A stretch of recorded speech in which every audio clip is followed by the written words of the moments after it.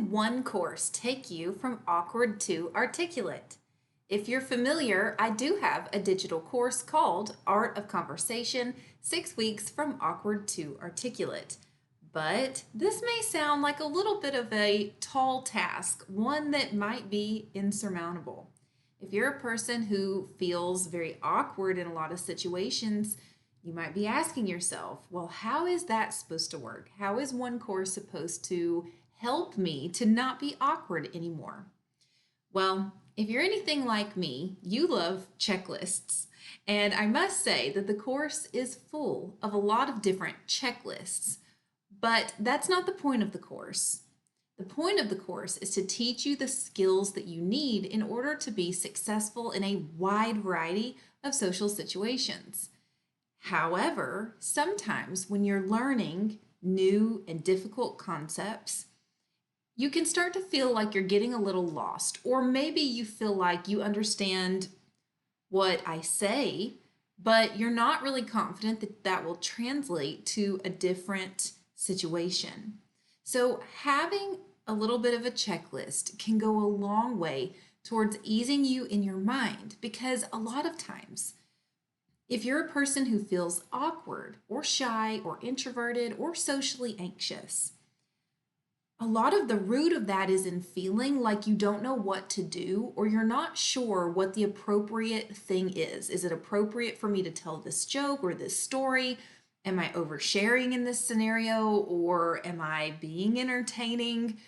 Should I talk to that person? Do they want me to talk to them? Why is nobody talking to me?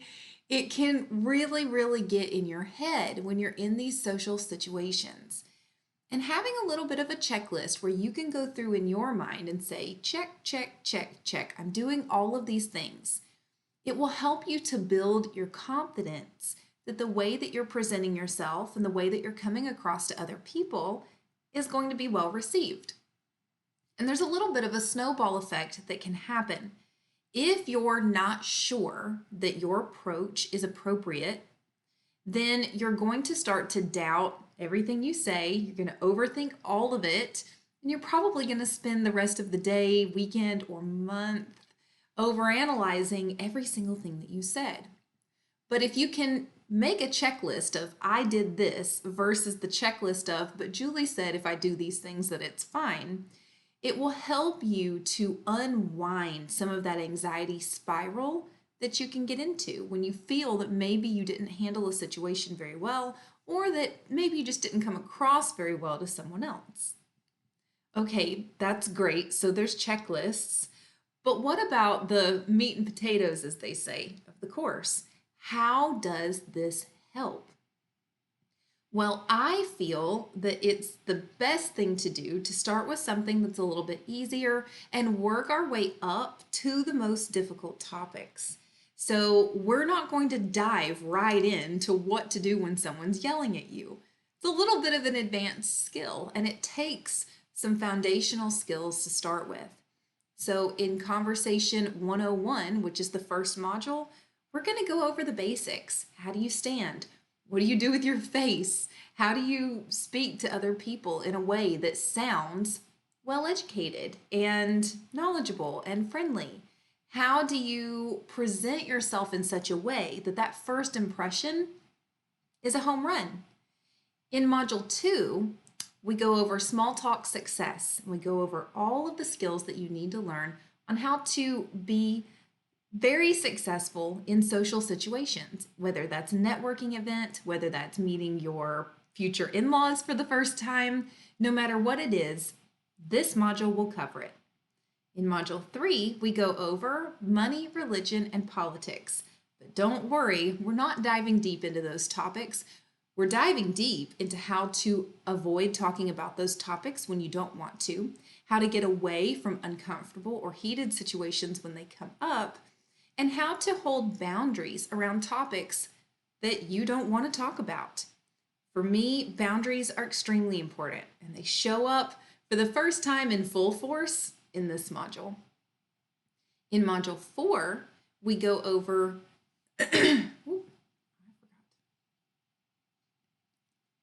In Module 4, we go over dealing with conflict. This one is a biggie because how many times have you let something stressful spiral totally out of control?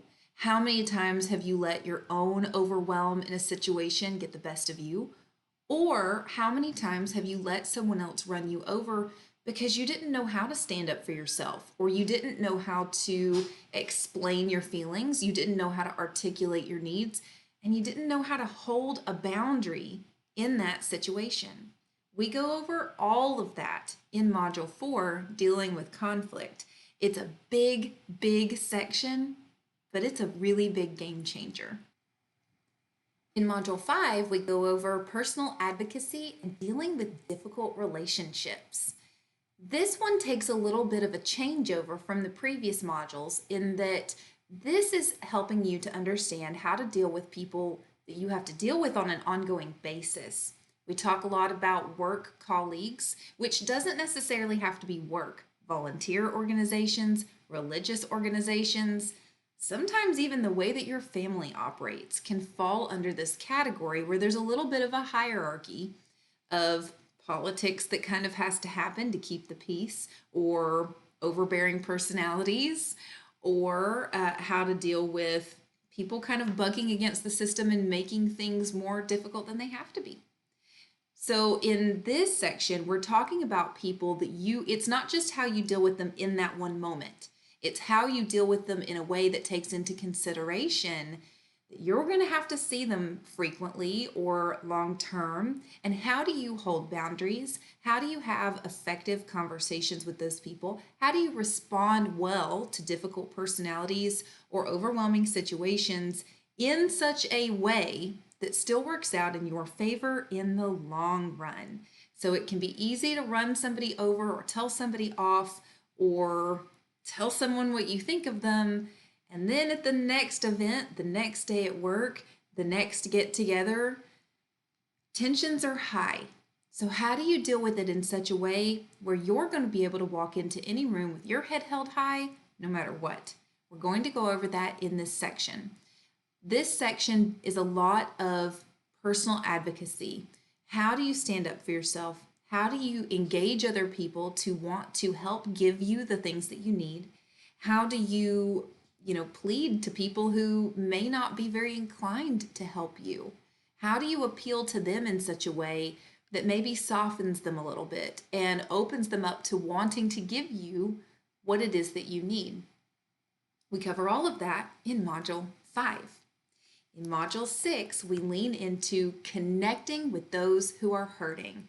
And this module is very close to my heart because this is the problem that I see so often in my work as a physical therapist, is people who are hurting and people who love each other that are hurting each other because of very high levels of stress or uncertainty or overwhelm.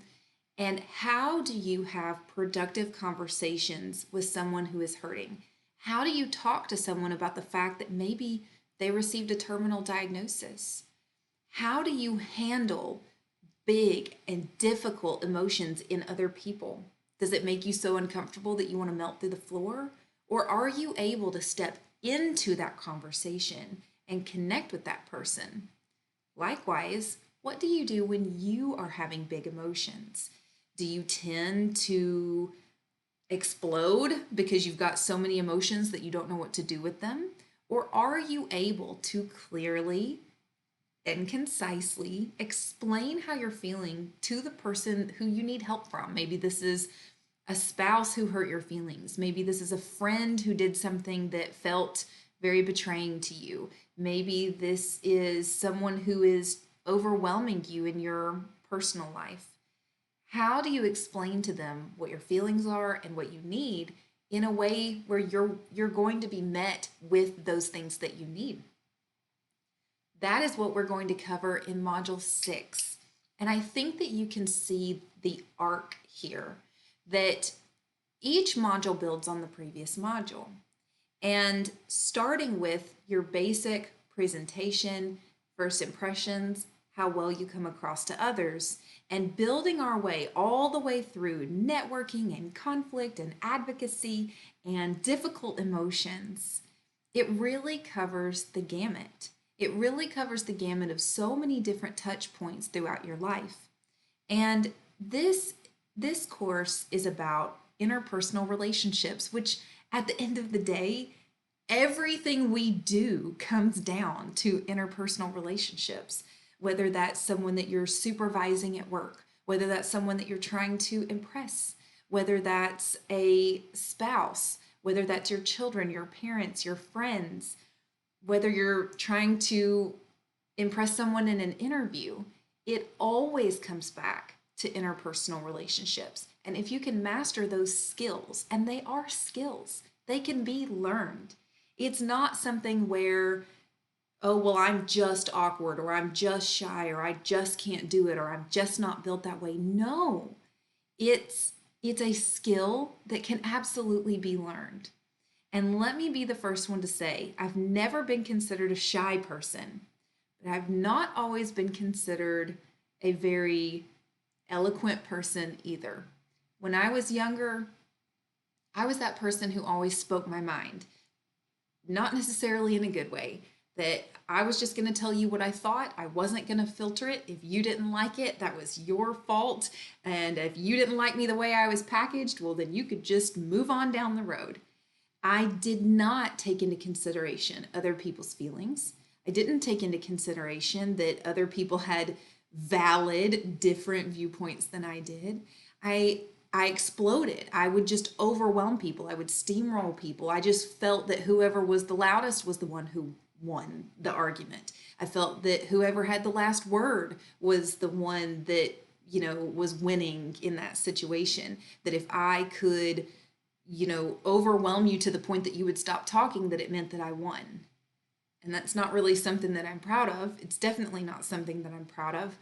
But I share that with you to let you know that just because you interact with people in a certain way now does not mean that you can't learn a better way. And it doesn't mean that you can't learn the skills that are necessary to come across in the way that you want to come across to other people, and to connect with other people in the way that you want to connect with them.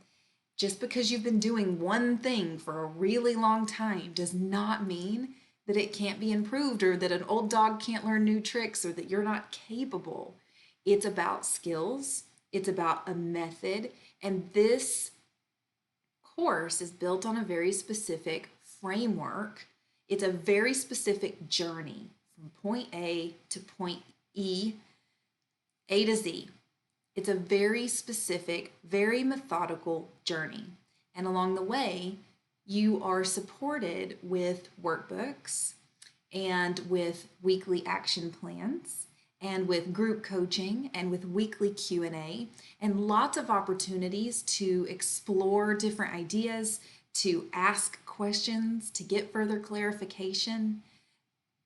But I want you to know that it is absolutely possible. It's possible for you, even if standing on this side of it, you're a little doubtful. In the future, I'll be sharing some really great information with you about the success stories of some of my students so that you can see for yourself the transformation that can happen in this course. What do you think? Do you feel that old dogs can learn new tricks? Do you feel that it could be true that it's really just about learning a set of skills? It's not about a fixed personality trait where you can or can't get better, or you are or are not capable of interacting with others in a certain way. Do you feel that? Do you believe it? Does it ring true for you? If it does, let me know in the comments, or let me know something that you've done in your journey where you think, well, I used to be like this, but then I learned some skills and now I can do this. Share a little bit about your journey. I'd love to hear it. If you have any questions for me, please feel free to reach out. I'm just a DM or email away. I hope that this week's video has helped to encourage you that it is absolutely possible to develop the skills that you want and need to be able to show up in life in the way that you want. I hope that this gives you a little spark of excitement that just because things have always gone one way for you does not mean that they have to go that way forever. And if my course is something that can help you to achieve those goals, I would be so honored and thrilled to be able to support you on that journey in the best way that I know how. I will see you next week. But for now, just remember that I am your conversation expert, Julie, and I'm here to help. So let me know, what are the biggest conversation difficulties for you? Take care.